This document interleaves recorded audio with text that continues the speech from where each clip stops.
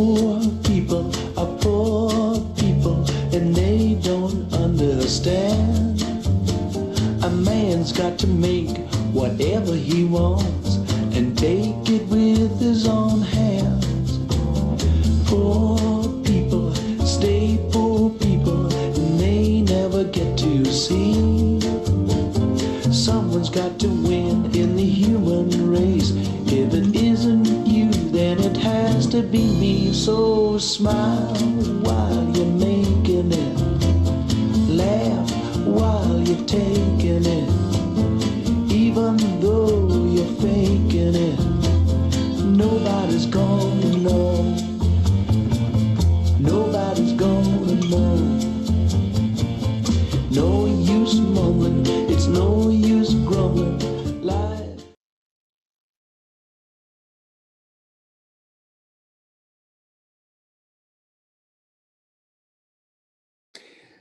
Good evening, good evening, good evening. I'm Yanis Varoufakis. Welcome to DiEM25's Another Now, the Monday night meeting between myself and a wonderful guest, sometimes just wonderful, other times weird and wonderful, like when I had this amazing discussion with Roger Waters of Pink Floyd, as well as others. Before I introduce you to today's wonderful guest, let me remind you what it's all about. DiEM25 started as a reaction to the sense of isolation that we all feel, confined in our homes during this lockdown, and the determination that this isolation should not be a psychological and a political isolation, that we should reach out and we should have conversations with friends, with colleagues, with people that we disagree with, people that we agree with. It is a program that owes its existence, of course, to a mindless virus that remarkably placed capitalism on pause, in suspended animation, something that not even the Second World War managed to do.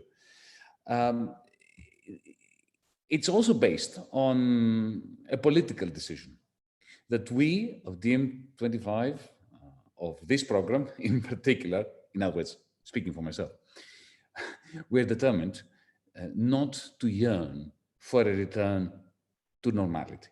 Because what passed for normality before COVID-19 hit us was hideous.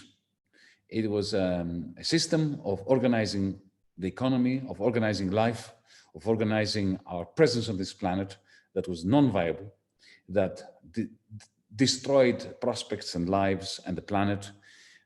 This emergency, this awful disease that has killed so many people, that has wrecked our economies, that has created so much uncertainty, heartache, isolation, and so on. It's a crisis that we should never let go to waste. The fascists and the bankers are remarkably good at not allowing good crises to go to waste. Progressives, we have not been that good. So this is the whole point. The whole point is to use this opportunity, this pause of capitalism, in order to imagine another now, a different now. A now that is technologically feasible, another now that as a species we have the resources, including the financial resources, to empower, to make come true. Another now that is worth fighting for.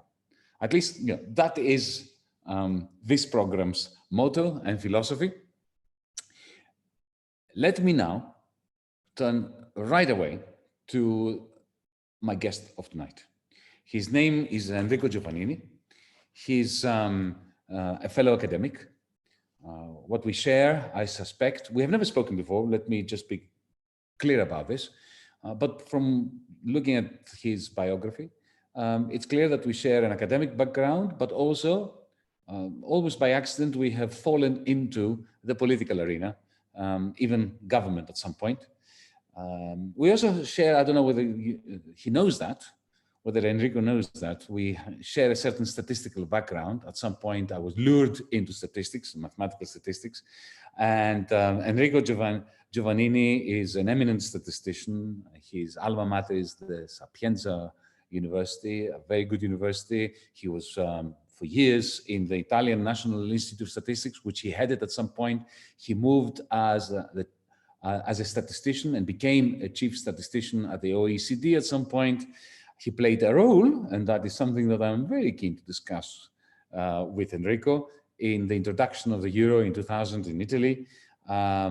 He became, at some point again, because of the euro crisis and another government change back in 2013, he became Minister of Labor. Then when Matteo Renzi came on, together with Enrico Letta, another friend of mine, Enrico Giovannini left the government. He's been part of the Human Development Report with eminent economists and statisticians. And from what I understand today, he is part of the Italian government's task force for dealing with the impact of COVID-19. Welcome, Enrico, to Another Now, to DiEM25's. Thank you for taking the time to be here with us tonight. Let's begin. How are you? You need to unmute yourself. There you are. Okay. There you are. It's a great pleasure to be here with you, and good evening to everybody. Yes, as you said, I did several things in my life, but what you didn't mention is that when I studied economics, when I was a student, just read a book about the mess that the world could be around 2020, 2030. And I decided to become an economist, to give a helping hand. It was a book based on the Clever Rome forecasts or scenarios about the risks that the crisis could come from environmental and social and economic problems. And therefore, in the last few years, when I stepped down as minister, I co-founded the Italian Alliance for Sustainable Development, which is the largest civil society organization in Italy. And tomorrow we will release our report on the impact of coronavirus crisis on sustainable development, and a lot of policy recommendations on how to address this economic social crisis without wasting it, as you correctly said. Well, because at Another Now, we try to have a very relaxed conversation where our viewers get to know our guest, and not just the CV and work and projects and reports and so on. Let's begin at the beginning. Describe Enrico Giovannini as a young boy. What were your your passions, your first influences as a 10-year-old, 12-year-old, 15-year-old? When did you start becoming political? What movies did you watch? What music did you listen to? Well, my parents were saying that I was a little bit lazy. I started very early in school with the Montessori method. So running school was quite easy for someone who was exposed to that approach. I was not studying very much and so on. And then when I was 17, my father died. And that changed my life, indeed, also because of the religious experience, if you wish, in the Catholic community. And I took very seriously my commitment to try to improve the world in various ways. So I decided to study economics. Then I discovered that kind of possibility. And I was very lucky of being picked up by a professor of econometrics at the time. And we ran some very innovative research, fighting with the establishment. You may like this, because at the time, time series analysis and other very innovative models were not accepted by the academia and the establishment. So I had a lot of fights also with people who became my friends afterwards. But that helped me in not just falling in love with economics per se, but trying to look at the different dimensions of human beings. For example, I developed several models using data about expectations, about sentiment, and trying to explain economic behaviors with these non-rational, apparently non-rational behavior. And so we developed interesting models at the time. And then, as you said, I became a researcher at the Statistical Institute. But another very important change afterwards was when I moved to the OECD in 2001, and I had to run a project on how to measure sustainable development. And at the time, we were really pioneers. And I started in 2004, the first OECD World Forum on Statistics, Knowledge, and Policy that launched the movement to go beyond GDP. And then the different fora, and then the Stiglitz Commission, and so on and so forth. And then finally, the Secretary General of the UN, when I stepped down as minister, asked me to run a task force on the preparation of the 2030 Agenda on Sustainable Development. So I went back to my first love, if you wish, development. And that was a way to reconcile the different ingredients or experiences in my life. Well, let's go to some, I like going back to basics, you know, to things that get us at a kind of sentimental level. But I'm not going to ask you again about movies and music, but I'll ask you about statistics and mathematics. If you were to be discussing now with a 10-year-old, a 12-year-old, let's say 12-year-old, a smart 12-year-old who comes to you and says, I don't know much mathematics, but tell me the one moment when you got really excited, when you came across some mathematical or statistical theorem. Well, what is that? I wouldn't say that, but I can tell you that with two sons, when they were around teenagers, I would say, I tried to explain to them the difference between first type error and second type error, which is something that is really the basis of our daily decisions. Every day, every moment, even deciding to have this interview with you or this dialogue with you, we have to evaluate the risks of making mistakes and get benefits. And the balance of these two elements can be explained, as I did also with my sons, with the first time error and the first type error and second type error. Just for those who don't know exactly what I'm talking about, suppose that you are very hungry, and because you don't eat for days, and then you find €5, and you can decide to buy a sandwich or to buy a lottery ticket. What would you do? Normally, people choose to eat at least a sandwich. Of course, if they decide to eat the sandwich and then they discover that the ticket was the winning one, after eating the sandwich, they eat their hands and arms and so on. But if you make the other decision, you hoping that the ticket is the winning one, and it is not, you don't get neither the sandwich nor the lottery. And we human beings are adverse to risks. And so normally people decide for eating the sandwich. So I try to explain to my sons these kind of things because the assessment of probability is very important in making a lot of decisions, even in love, I would say, to drive our decisions.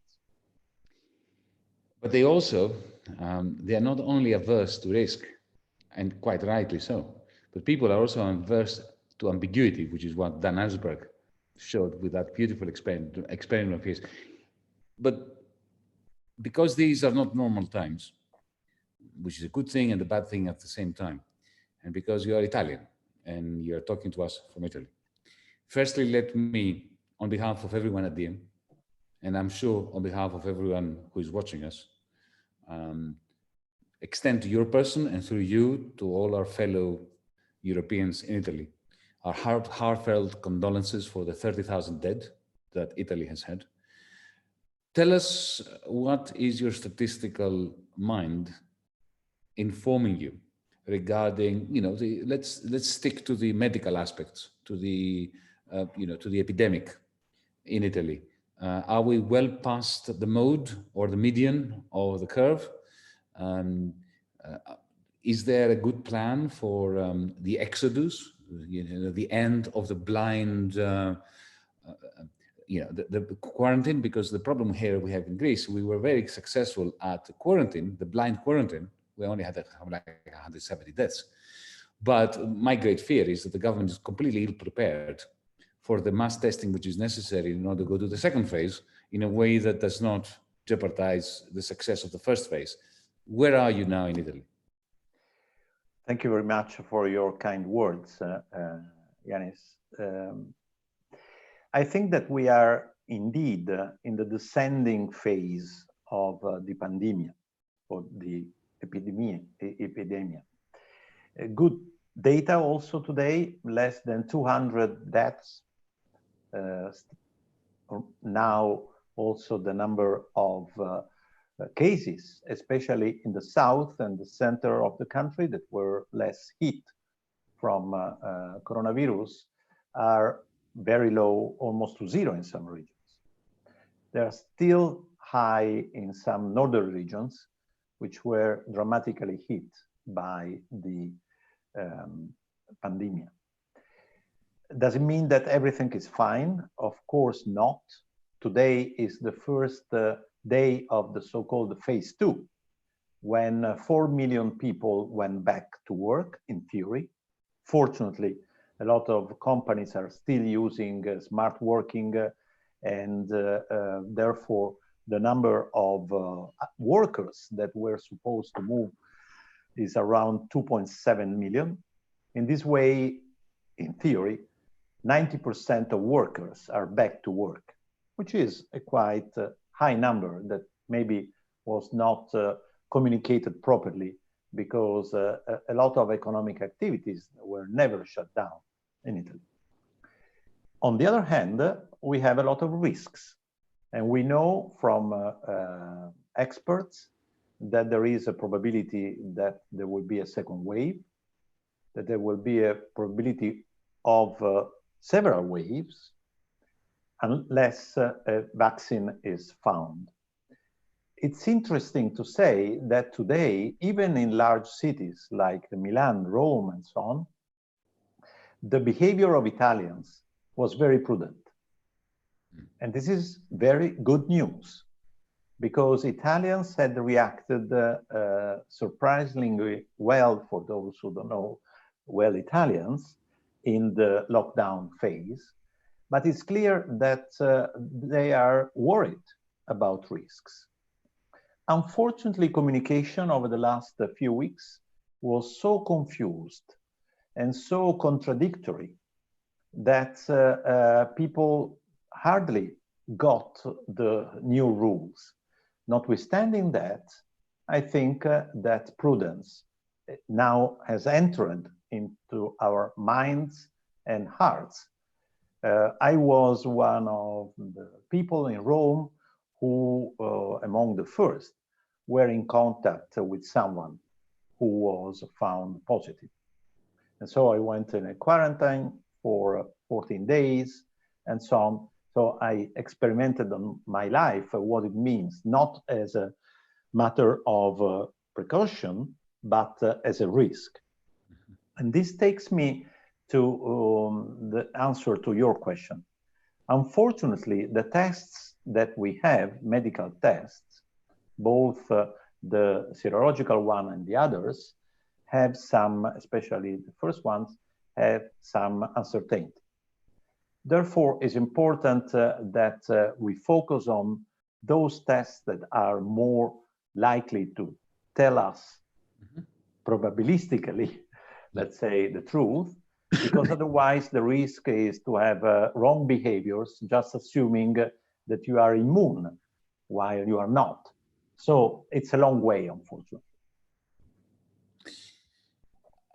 Let's move to the economic epidemic, because like there is the medical epidemic, there is the economic epidemic. We have a sequence of bankruptcies. We have unemployment skyrocketing. worldwide. And we have, of course, a massive increase in the support that the state must provide, quite rightly so. When private incomes collapse, the state must step in and boost public debt in order to arrest the falling sum of private and public expenditure, which is GDP. Otherwise, if you don't do that, then the bankruptcies will accelerate even more exponentially. And then, so an increase in public debt is at the moment, during this lockdown, an investment in reducing public debt intertemporally in the future. But we've seen that, you know, countries like Italy, countries like Greece, countries like Spain are already at the limit of their fiscal space.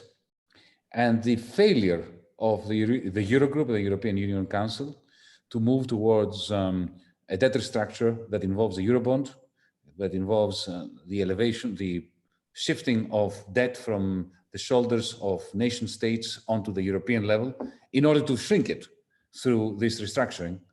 Overall, this failure is, at least from where I'm standing, correct me if I'm wrong, or let's have a discussion about this.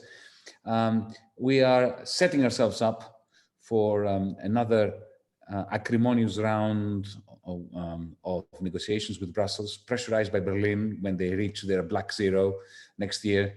The pressure on Rome, on Athens, on many countries in Europe is going to be immense for austerity that will come at the worst possible moment, just as our economies are trying to recover from the coronavirus lockdown.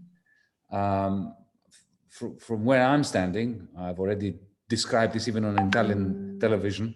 I described the Eurogroup decision of the 9th of April, which is effectively killing off the Eurobond, the Corona bond, and replacing it with more loans from the ESM. And the more recent European Union Council decision to create a fake recovery fund, which really is not funded by anything other than guarantees and, you know, loans built upon more loans. This, for me, is another repetition of the category error that the Eurozone made in 2010, treating bankruptcies as liquidity problems and trying to deal with bankruptcies, with insolvencies by means of loans, which are given on condition of austerity that stagnates growth or actually kills growth of. Am I wrong? Well, let me first of all tell you that I've been working over the last 4 years with the Commission, with the Joint Research Center of the Commission, to try to develop a different policy framework based on the work that you mentioned in my presentation, based on two words: vulnerability and resilience.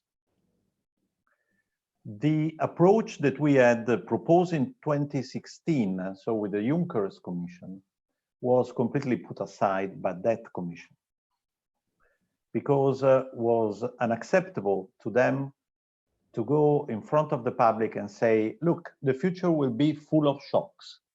Therefore, we have to change our mindset and prepare ourselves for a different world that is coming. We developed a few studies. We published a report in 2017 where we proposed to abandon the pure division between economic and social and environmental policies and reclassify the policies on the basis of having policies that protect, that promote, that prevent, that prepare, and that transform. Protection,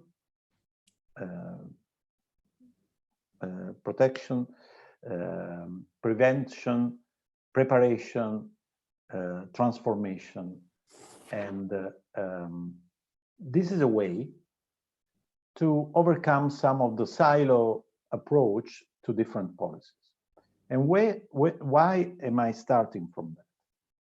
Because the roadmap that the European Commission has prepared, a very short document, not really in-depth document for the last Council, talks about a resilient, sustainable, and fair Europe.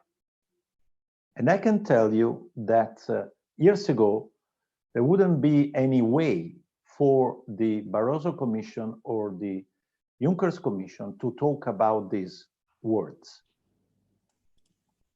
And in my view, we have to distinguish between the Commission's reaction and the Council's reaction, as you correctly said. I think that this Commission, before the coronavirus crisis and after, has been trying hard to react in an innovative way. For example, proposing some measures also from the social side, like, sure, I'm not talking about how the funds should be financed. I'm just talking about the fact that the instruments put in place address problems that in theory are different from what has been done in the past, and much more quickly. Think about the time that took to Europe to react to 2008-2009 crisis, up to the whatever it takes, 4 years. Then, as you said, the Council, which makes decisions, is still trapped by usual discussions. But I see also a different movement, both in terms of industrial sector and in terms of economist thinking. I don't want to be long, but I can tell you that when I was nominated Minister of Labour and Social Policies, the first task after a few days was to go to Paris and attend a conference organized by a foundation about youth unemployment. And we had a lunch after the session with Ursula von der Leyen, with Mr. Schäuble, who at the time were the Minister of Labour and the Minister of Economics, of Finance, and with Pierre Moscovici and Alain, I forgot his name, now from the French government. And we decided to organize the first and unfortunately last event in Italy a few weeks later, where ministers of labor and social policies and ministers of finance were supposed to discuss from Italy, France, Spain, and Germany how the social distress was blocking and slowing down the economic recovery, and not the other way around. One of the results of that dialogue was the establishment of the youth guarantee, for example. But what I'm just saying is that this commission is behaving differently while the council is still in trouble. Now, on this, can I interrupt you on this? Because I want to share with you my perspective from the time when I was minister. It was mind-boggling. It was absolutely astonishing to watch the humiliation of the Commission in the hands of the Troika. Let's face it, Enrico, the European Union is not what it was before 2010. There was a time when the Commission was the government of Europe. Under Jacques Delors, the European Commission was powerful, especially before the euro was created. The Commissioner for Economic and Financial Affairs, because you mentioned Moscovici, who had that position, I can assure you, I can tell you, I'm an eyewitness, he was irrelevant.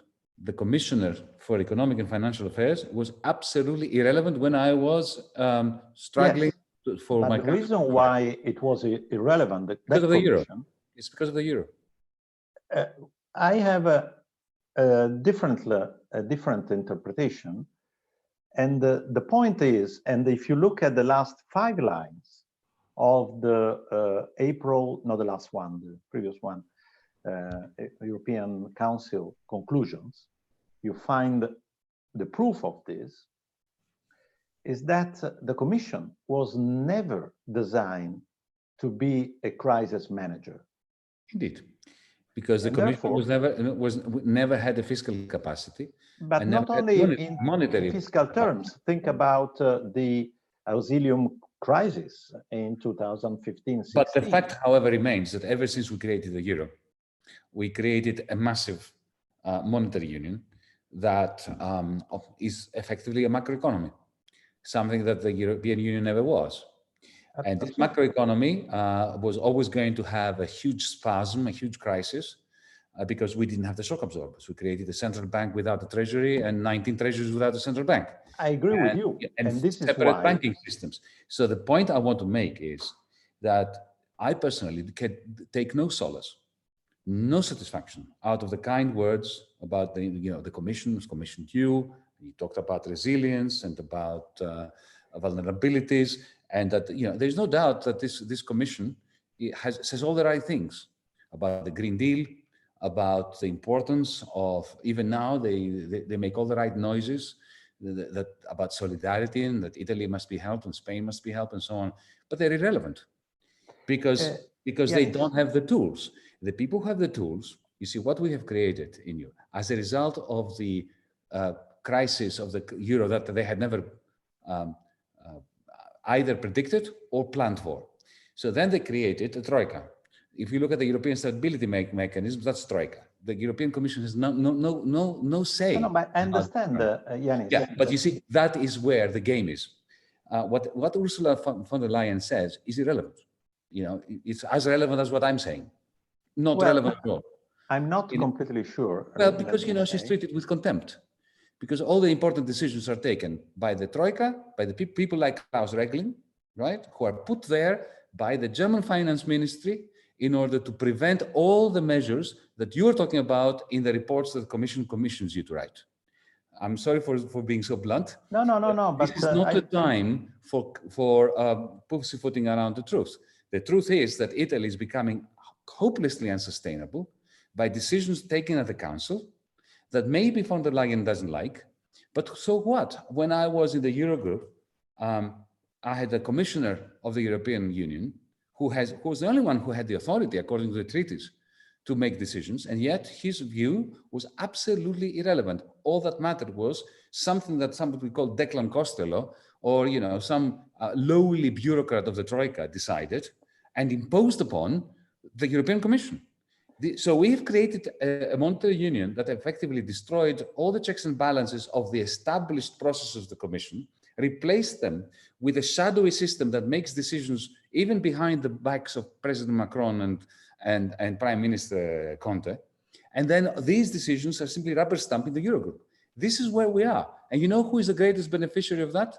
Matteo Salvini, Marine Le Pen, and all these Eurosceptics who are utilizing the failure of the Commission to be the Commission of the European Union in order to beat up Euroscepticism and reinforce the centrifugal forces tearing this Europe apart. Well, the risks that and the reality that you described in the past, I would say, and you say also today, is indeed real, as you said. And in fact, as you mentioned, that I had a role in preparing the statistics for the monetary union many years ago, was allowed me to understand quite clearly that the whole monetary union was not designed to resist to large shocks. So the whole story was built to be resistant to small shocks, and that was indeed a huge mistake. But let me also say, this is why I'm still open. I don't think that the game is over.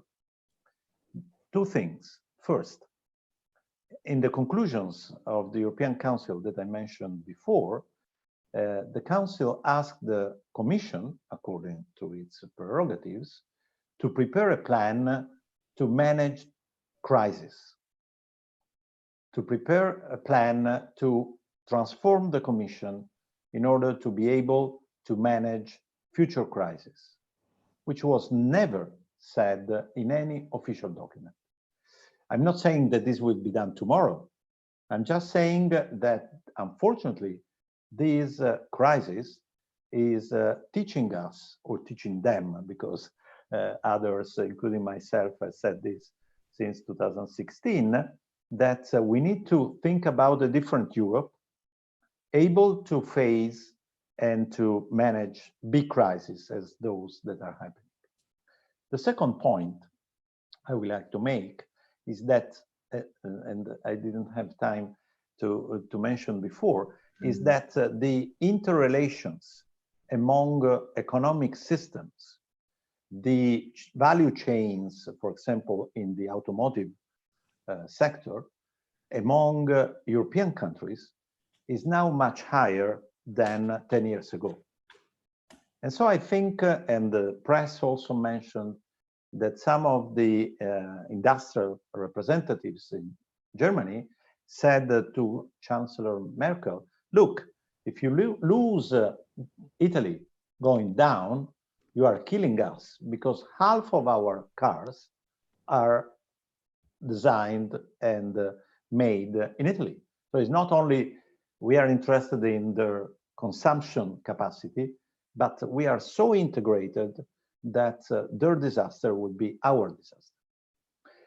Unfortunately, a lot of politicians made huge mistakes and can make again mistakes as those that were made in 2011 and 12 in particular. But this is why I think I still hope, differently from the time, that the situation could be different, built on these signals, if you wish, that could make Europe as a whole, and especially the Council, making decisions that would not take 4 years to be made in order to reinforce our countries and avoid the disaster in economic, social, and political terms that you figured out. Because indeed, if you look at the polls, trust in Europe is going down even now. Therefore, I think that what is at stake is really not only our future as Europeans, but the entire building of the European Union. This is why I'm so worried and scared, and I'm so active in trying to push for the right decisions to be made.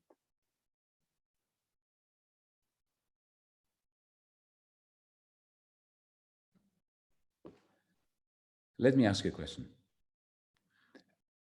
We have an economy now, the Euro area economy, which has been stagnating for a very long time, with incredibly low growth rates for since 2010. European capitalism has inflicted a massive wound upon itself over the way we treated the crisis since 2010, and now we're having a deepening of this crisis due to the symmetric shock, both on supply side and the demand side. If this is not the time to create a common safe asset, a Eurobond, if this huge crisis, if the 30,000 dead in Italy and the prospect of Italian debt rising above 180% and the Greek debt going beyond 220%, if this was not the moment to agree on a Eurobond, when will it be? In 4 years? Is there going to be a euro in 4 years? Is Italy going to be in the euro in 4 years? I fully agree with you. I fully agree with you.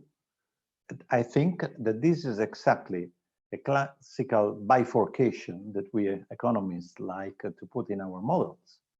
And this is exactly the challenge we as a whole have and politicians have.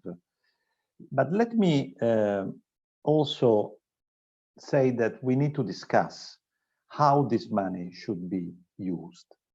And from this point of view, I published recently a short article in lavoce.info, which is like Project Syndicate, where I said and I wrote that we have to look at a stock approach, not just flow approach to this crisis, and recognize that this crisis is affecting not only produced capital, economic capital, but also human capital and social capital, and the risks to affect also natural capital positively if, unfortunately, if the lockdown continues, but negatively if we make wrong decisions for the recovery.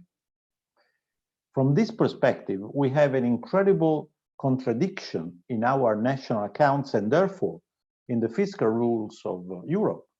Because if you build an hospital, that is an investment.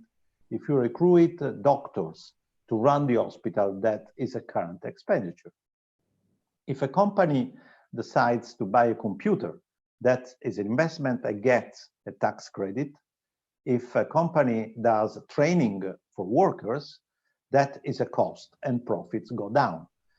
This kind of national accounts and even business accounts don't make any sense in the 21st century. Mm-hmm. Mm-hmm. That is where I proposed also a reclassification of national accounts, especially public expenditures, that should be covered by the recovery fund or the debt that you were talking about. Therefore, we need to link investments in this wider sense, not just physical investments, physical infrastructure, but the necessity to use this common debt to re-establish the stock of capitals that we had before. And this approach could be also more acceptable to those countries who don't like the idea of inter-country transfers of debt, because it's a logic that even Germans have adopted now, as accepting an increased budget to reconstitute the capital, on the economic capital, that was hit by the crisis. So just to conclude this point, I think that this kind of common debt should be aimed at protecting, reinforcing, and stimulating the creation of economic, social, and human capitals, because it's from these type of capitals that our future will depend. Yeah, quite so. There's no doubt that you can see this happening in the United States. It will have to happen here in Europe. The public sector must infuse capital into the private sector because loans will not work. And at the same time, it's not possible to continue to give money away without something in exchange. So there has to be... But not only economic capital, that is my point. Sure. But in order to have any social capital, we must avoid a new wave of austerity, because what broke apart, as you put it earlier, the economic and the social, was an attempt to keep pretending that the banks and states were not in a doom loop of, insolvency, and, to extend loans to them through either the ECB or through the Troika, the ESM, and so on conditions of austerity that effectively destroy the social fabric, destroy social capital, and therefore, in the long run, as you say, deplete also the capital of corporations, of companies, of networks, especially those in northern Italy that had been very successful at creating synergies and network effects.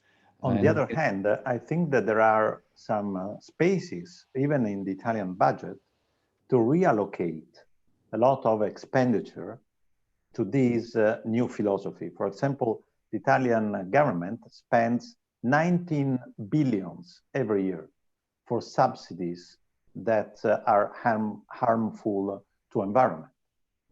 If, as the law already says, those 19 billions would be transformed even overnight in subsidies for the ecological transition, for green economy, for decarbonization, this would increase not only the quality of environment, but also would boost economic growth and create jobs.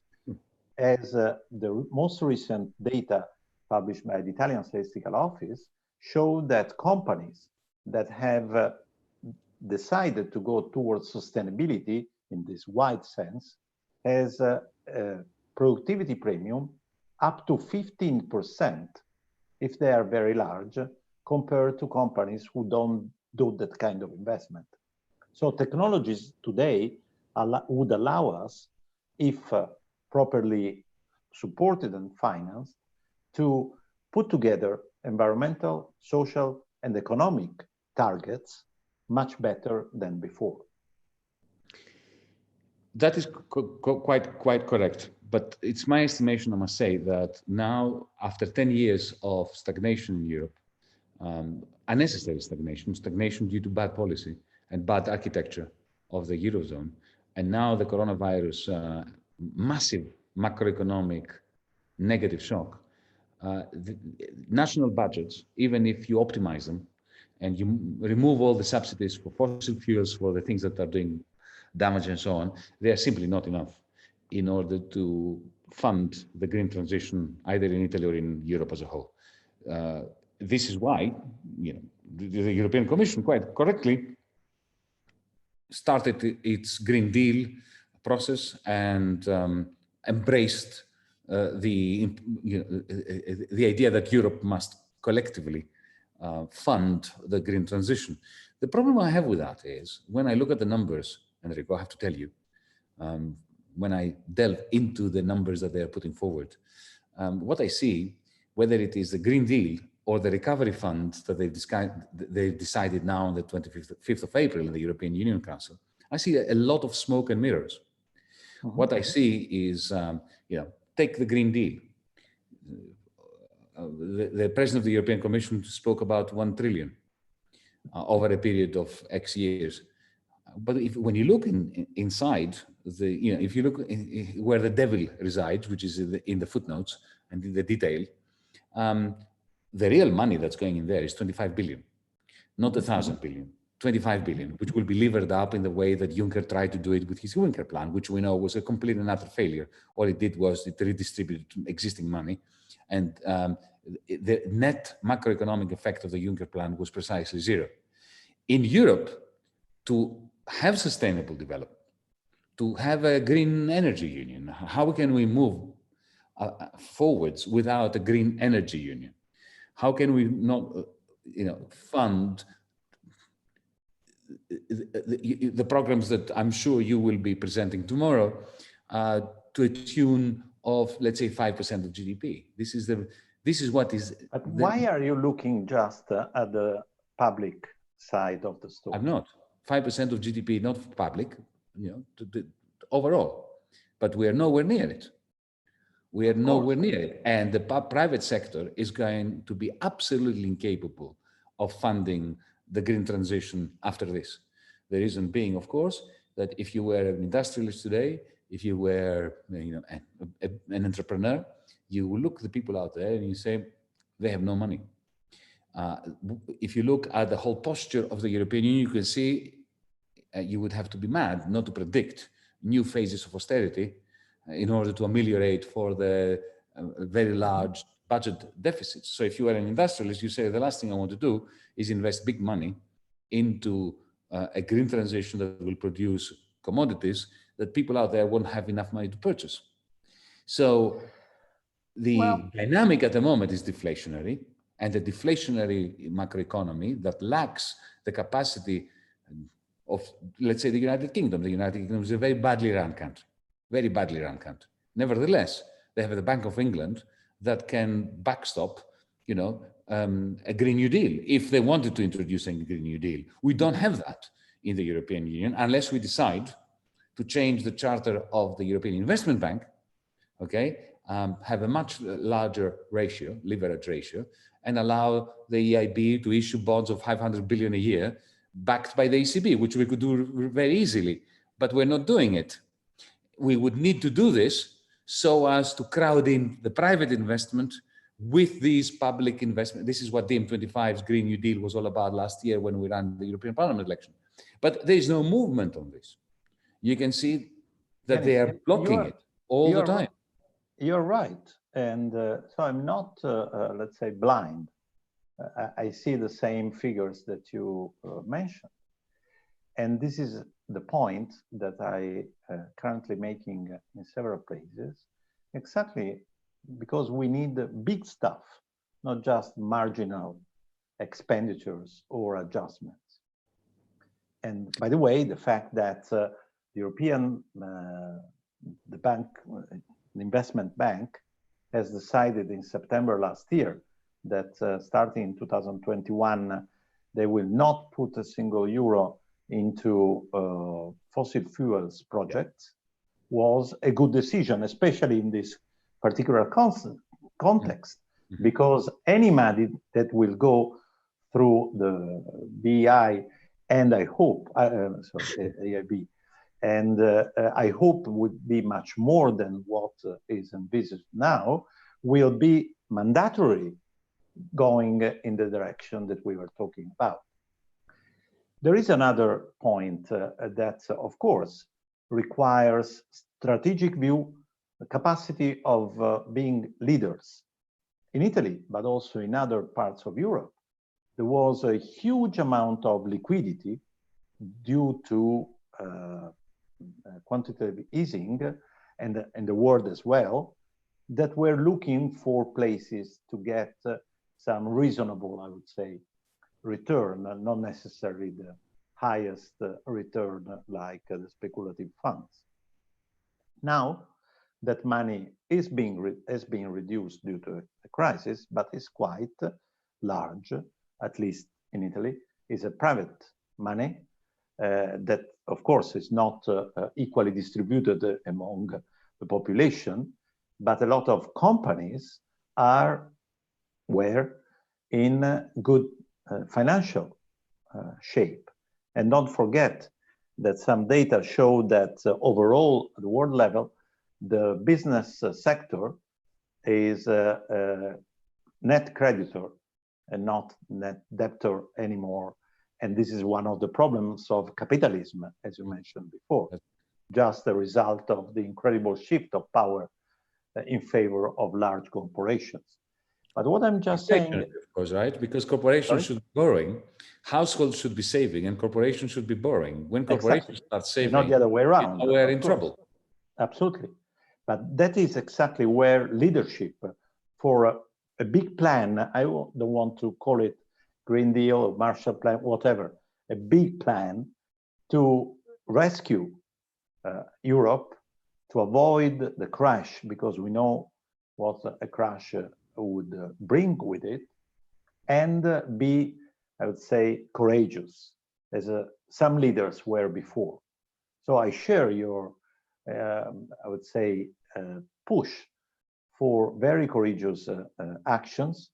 What I'm trying to build through some of the projects that I mentioned before is not only narrative, not just words, but a shift also in the mindset of policymakers and the possibility of building also, I would say, a scheme that would resonate with those people who were, and unfortunately still are, again in trouble with the idea of common and shared debt.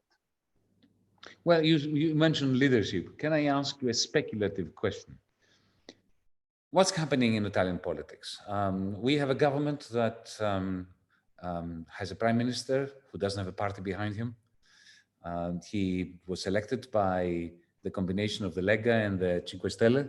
Now the Lega is out, it's been replaced by the PD. He's still the same prime minister. It must be very difficult for him to have this shifting ground to support him. The Lega is out there enjoying being in opposition and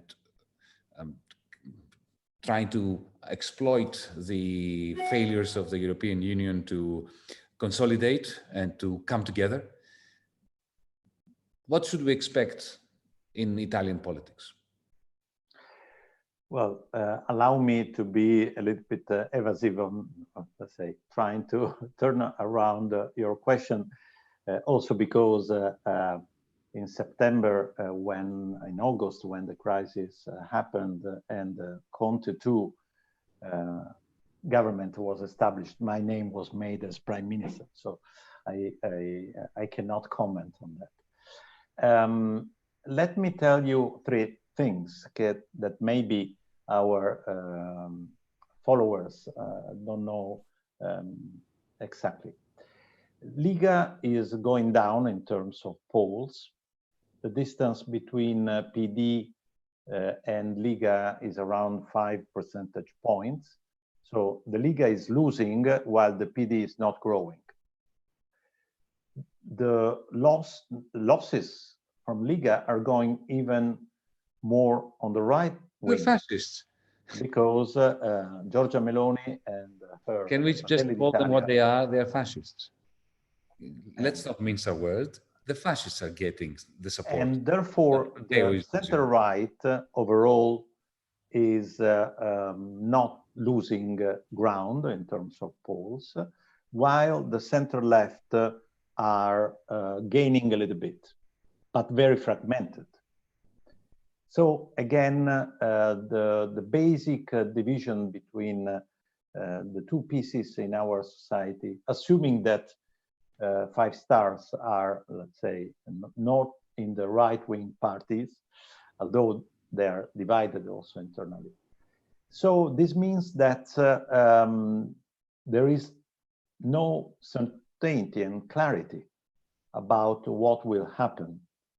And of course, the way in which this crisis is being managed and will be managed in the next few months will be, I think, completely crucial to decide what will be the political future of Italy. On the other hand, let me also say that always, again, according to the polls, people are, Italians, are appreciating stability in this particular moment. And therefore, I'm not sure that political leaders who are pushing for a change would benefit from the popular vote if this happens. So again, we are in a quite unstable situation, but I think that the future of our politics will depend on the successful management of this crisis. And this takes us back to the European issue, of course, because the two things are very strongly correlated. Well, before I thank you, I want to ask you one cheeky question, if I may. One playful question, but not an insignificant one. Suppose that you had become Prime Minister and you were in the European Union Council. What would you have done differently? And would you have used your veto to ensure that the Eurobonds or Corona bonds are adopted? Let me tell you that I cannot answer this question because it's an hypothetical question. Why not? You can ask a hypothetical question with a hypothetical answer. I can tell you that I still think that the European game is underway. As I said, it's not game over. So negotiations in Europe, as you know, as I know, are very complicated and very often take more time than what would be needed. My hope is that as it took us 4 years in the previous crisis to take some bold decisions, not necessarily the right decisions, I really hope that this time 4 months would be a great result. The whole story started at the beginning of March, so we are almost 2 months to go. And I really hope that in the next few weeks, we can get some wise decisions, strong decisions that will allow all countries in Europe, including Greece, to see a perspective, a way out from this dramatic crisis in which we are. Well, Enrico Giovannini, on behalf of all the viewers and me personally, and also, I have to say, the thousands of members of DiEM25 Italia, our comrades in Italy, I want to thank you from the bottom of my heart for sharing your thoughts with us today. Once more, all of us are sending our love, genuine love, to Italians, especially those who've lost dear ones, the ones who've lost their jobs, the ones who've lost both jobs and dear ones. This is a moment of solidarity across Europe, across the world, with everyone who is suffering. And unfortunately, those who are suffering, their number is going to go up by a long way before it comes down. We're here to to bring out ideas like yours. Thank you so much. Next week, friends, comrades, foes, critics, we have Caroline Lucas. Caroline Lucas is a member of parliament in Britain. She's been a member of parliament for Brighton for a very long time. She's a dear friend. She used to be a European member of parliament. Together, Caroline and I fought in 2016 against Brexit in various cities around Britain. We are good friends, and we have our disagreements. We are going to be here next week on Monday at DiEM25's Another Now to discuss Britain, Brexit, Europe, the world, the green transition, sustainable development, as well as music, books, etc. Thank you so much. Thank you, Enrico, once more. Thank you, everyone. Thank you very much. Carpe diem.